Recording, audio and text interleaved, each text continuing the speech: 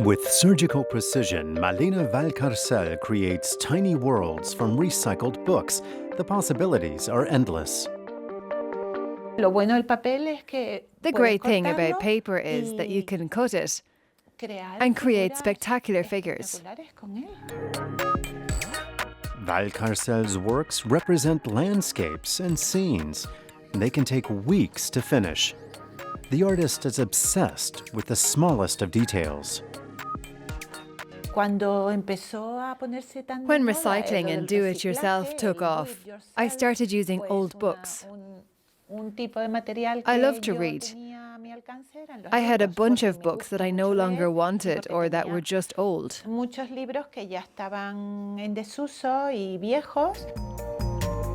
Valcárcel's own supply of books didn't last long. These days, she and her dog make regular tours of Alicante to acquire used and discount books or get donations from other avid readers.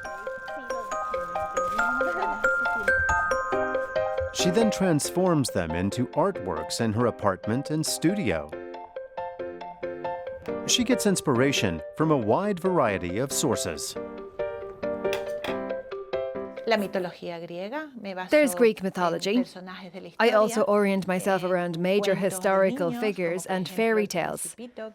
For instance, The Little Prince, I'm working on him right now. Or Little Red Riding Hood. I've made her a couple of times. Or Alice in Wonderland. Everything else is just based on my imagination. Alicante itself is also a major source of inspiration. 3,000 years of history have left plenty of traces. Alicante's past is a tale of alternating triumph and destruction. Then there's the Mediterranean. That's very important to Valcárcel, who says she needs to be near the sea. So what's the secret of her art? What do her customers appreciate most? The trees are very popular. I think it's because of their quality, the love of detail. As you can see, this one is full of leaves. I stuck every single one on by hand.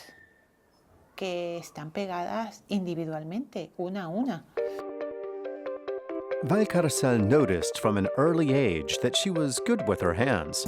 But for years, she worked as a language teacher. She only started making works of art 3 years ago.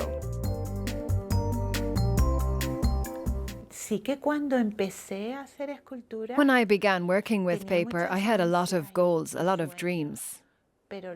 I've achieved them all, so I'm completely at ease now.